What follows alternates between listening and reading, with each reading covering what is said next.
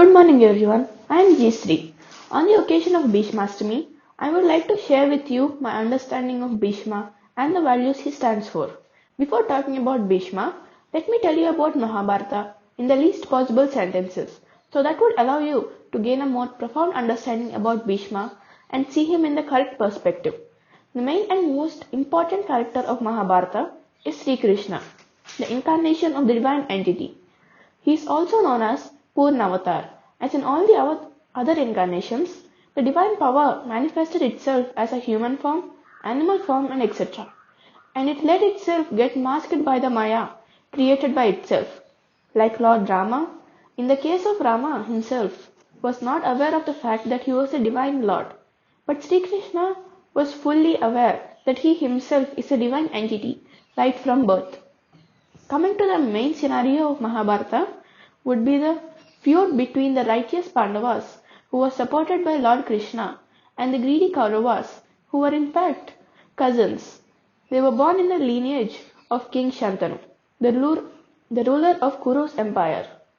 Shantanu once wanted to marry Ganga Devi, but when he asked Ganga Devi if she could marry him, she agreed on one condition. The condition is that Shantanu will not question anything she does. If he does question her, she will leave him right away. Shantanu agreed to her condition and married her, and later had 7 sons, who were born with divine brilliance. But as soon as each of them was born, Ganga would immediately drown them in the river Ganga. Even though Shantanu was extremely shocked, his hands were tied because of the condition. Then after Ganga gave birth to the 8th son and was about to kill him too, Shantanu could no longer see his children put to death, and so he stopped Ganga. This is because the 8th son was destined to live longer. Ganga explained that all the 8 children were actually Ashtavasus. They were divine Divya Purushas with all the luxuries a human can never achieve. And yet the Ashtavasu were unsatisfied with what they had and wished to have a Kamadhenu, a cow with divine powers, named Nandini. It was in the care of sage Vasishtha. Literally, these stupid people are proof that greediness can never be satisfied. This is exactly why I believe that there is no happiness equal to contentment and no disease like greed. Sage Vasishtha understood their greediness and cursed them to be born as humans in order to set them on the righteous path once again. Then the Ashtavasus realized their mistake and pleaded Sage Vasishtha to take back his curse. Even though Sage Vasishtha could not take back his curse, he reduced the intensity of the curse by giving them partial relief by allowing that the 7 Vasus will die as soon as they were born. But the 8th Vasu, who was the main culprit in trying to steal Nandini, had to live all his destined life on earth. Saying this, Ganga took the 8th son and left after promising Shantanu that she will bring his son back when the time is right. Ganga Devi named him Devavrata and takes him to the best teachers in the world, like Parashurama, as to get him trained in the arts of warcraft. Though Devavrata was great in many things, his main power lies in his skills of archery. He once stops the fast-flowing river Ganga from flowing by building a dam out of arrows when he was only around 14 years of age. This was witnessed by surprised Shantanu, and at that point of time, Ganga Devi gives him back to Shantanu. All the people, courtiers and Shantanu himself were very much impressed by his level of expertise in all matters of warcraft and dharma, including Raj Dharma at such a young age. Now he was the most eligible bachelor.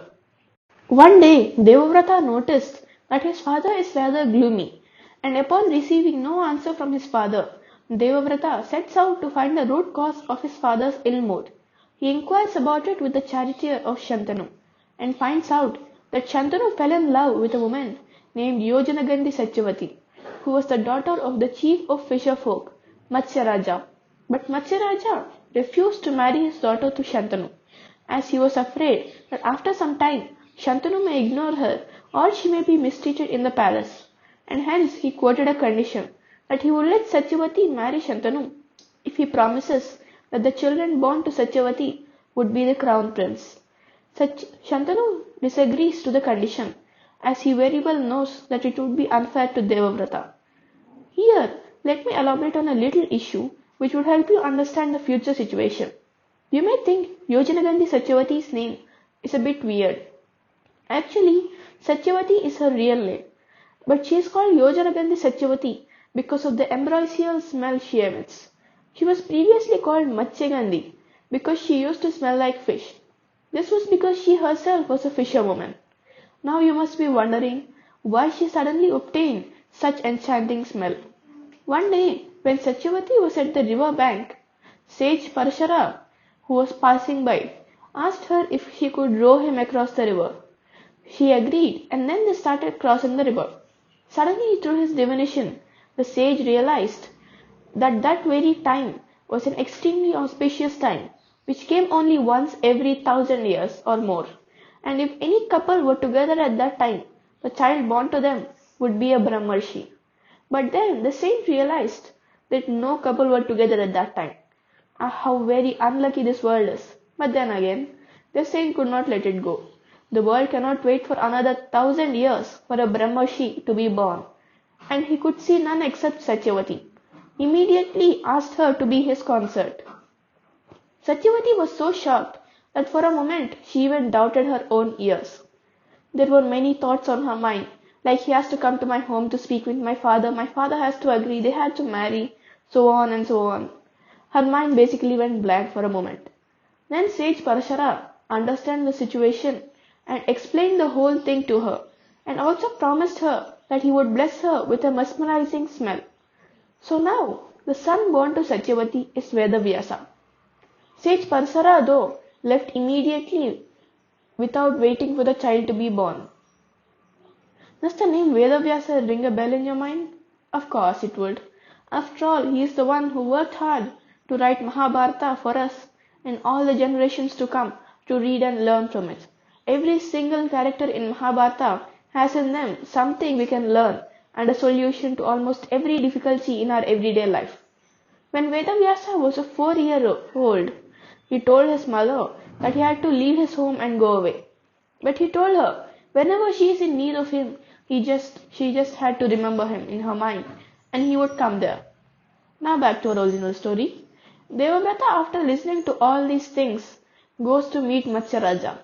Matsyaraja repeats the same condition. Then Devavrata immediately sacrifices his right to inherit the throne. But Matsyaraja still doubts Devavrata's children may take over the throne. Once again, he promptly vows to remain a bachelor till death. Now even the gods are shocked by this, and the very creation itself names Devavrata as Bheeshma. It chants the name of Bheeshma. When Shantanu hears of the great sacrifices made by his son, he is shell-shocked. Then he immediately calls his son and grants him the boon that almost made Bheeshma deathless. The boon was that unless and until Bheeshma himself wanted to die, he would not die, even under the direst situations. Astounding, fabulous. I believe these two were the greatest son and greatest father who ever got to showcase their greatness. You may wonder how Shantanu, a mere human king, can give such wondrous and powerful boon. It is because Shantanu ruled his kingdom with honesty and dutifulness for many years. This incident teaches us that anyone who follows his duty in his every word, action and thought, the universe shall bow to him. His words shall become an undeniable command to the creation. Then again, Shantanu does not use that supreme power for himself, as he is wise enough to know that death is only a milestone in the eternal journey of the soul. After Shantanu passed away, Chitrangada, Shantanu's first son with Satyavati, succeeds the throne. But since Chitrangada was still inexperienced, Bheeshma assists him and oversees the ruling of the kingdom. Unfortunately, Chitrangada dies in a battle with Gandharva, that too without a heir. Later, Vichitravirya, Chitrangada's younger brother, succeeds the throne. Bheeshma then goes to a Swayamvara and defeats all the people there and brought princesses Amba, Ambika and Ambalika to Hastinapura to marry them to Vichitravirya. Amba then tells Bheeshma that she loves another king named Salva, one of the few kings who even dared to battle with Bhishma, though he lost. Bhishma allows her to go and marry him, but King Salva refuses to marry her as he lost in a battle with Bhishma, and as a king he cannot claim to something he has lost. Then Amma comes back wanting to marry Vichitravirya, but he too refuses to marry her, as he was refused by another king. Then she turns to Bhishma and asks him to marry her. But Bhishma, bound by his vow, refused to do so. Amba, wanting to somehow convince Bhishma, now goes to Parashurama. He supports her, and the resulting argument between Parashurama and Bhishma ends in a battle between them both. Before the decisive winner emerges, the battle was stopped midway, as it was a war between equals, and the war would have disastrous consequences to the creation. Here I would like to make it clear that absolutely no one was at fault, and yet it caused a huge loss to Amba. Vichitravirya, however, has always been busy indulging himself in various luxuries, while Bhishma took care of the kingdom. But soon, Vichitravirya also died without a child. Now Satyavati herself asks Bhishma to marry, as to prevent the royal bloodline from being broken. But Bhishma refuses to marry and makes a suggestion to Satyavati that she should seek help from Vedavyasa. Then Vedavyasa comes and agrees to have a child to keep the royal bloodline going. Then Ambika is said to Vedavyasa. Here, since Vedavyasa is a sage, and sages usually don't very much care about their appearances. So when Ambika saw Vedavyasa, she reflexively closed her eyes, and hence her son was born blind, and was named Dhritarashtra. After that, Ambalika was sent to Vedavyasa. This time though, Ambalika did not close her eyes, but her skin turned pale because she was too scared, and hence her son, Panduraju, was born with Pandurogam. Now, since none of the children were born normal, a servant maid was sent to Vedavyasa next. And thankfully she was not afraid of Vedavyasa's appearance, and her own son was born in a completely normal way. He was named Vidura. Until Dhritarashtra grows up and succeeds the throne, Bhishma takes care of the kingdom as its guardian. After Dhritarashtra was crowned the king and had 100 sons, Bhishma was always advising to bring his sons under control, but Dhritarashtra mostly turned a deaf ear to him. But whenever Dhritarashtra listened to Bhishma, the Kuru dynasty would prosper, and whenever he did not, he would simply taking a step towards the end of Kuru dynasty. This is also the exact reason why many democracies right now are self-destructing themselves. They are simply doing so by ignoring the good advisors. Many people say that the Bhishma is unrighteous, pointing out that Bhishma remained silent many a times when there was injustice happening right in front of his eyes, and even fought on the side of Kauravas in the Kurukshetra. But that is very much not the truth, because Bhishma as an advisor can only advise the king and nothing else. He surely cannot stop the king by force. It is the duty of an advisor. Oh, of course, if he had at any point of time had taken over the throne, the Kuru dynasty may have survived and prospered. But then we would not be honored by the great Bhagavad Gita. And Bhishma will not simply become a bad guy because he fights side by side with the vicious people. Take our very country for example. There are many honest and hard-working civil servants. Most politicians just don't heed to them. But that does not mean they should also get corrupted. All the systems will probably collapse without these few people maintaining it. And even if this whole world just gets destroyed because of a world war, the people with high ethical and moral values will not go to hell just because they are a part of a failed system, and they were not able to prevent its fall. So in this eternal journey, everyone is judged by individual and not as a group. Bhishma also has a great eye for talented people. This can be shown through the fact that he hired Dronacharya to teach the children. Bhishma is also a very responsible commander. Here in the Kurukshetra war, Bhishma was actually under very unfair circumstances. He knew the Kauravas were wrong, he wanted the victory of the Pandavas, and yet he still had no choice but to fight alongside the Kauravas. So of course, Bhishma was not using his capacity in the war. If Bhishma really did use his full potential, the Kurukshetra would have been wrapped up in a day. Duryodhana too was aware of this fact, and still he did not accuse Bhishma of being lenient on the Pandavas, because he was actually dependent on Karna rather than on anyone else. But while categorizing the power of the warriors in a meeting, Bhishma kept Karna in the lowest category of warriors. This was because though Karna was a great warrior, his words may misguide Duryodhana, and the more powerful warriors would be attending some meetings to discuss war strategies. And if Karna was included, the war might have been wrapped up much quicker because of his character and incorrect judgments. Here, Bhishma not only counted Karna's powers, but also his weaknesses. After a few days in war, Dharmaraja goes to Bhishma's camp and asks him for his blessings to win the war, and asks for ways to defeat Bhishma. Now Bhishma is in a confusing situation. As the general of Kauravas, he cannot help Pandavas, but as the well-wisher of Pandavas, he cannot keep himself from helping him. So he smartly states that he would not fight with a woman or those women who turn into men. Now this is way more than enough for Dharmaraja. Here, let me once again remind you of Amba. After the battle between Parashurama and Bhishma ended up in a tie, Amba goes to perform penance, and after a long time, Lord Shiva appears in front of her. Then she says that she wants to cause Bhishma's death. Then Lord Shiva tells her that it would be impossible in this life, but her wish would come true in her next life.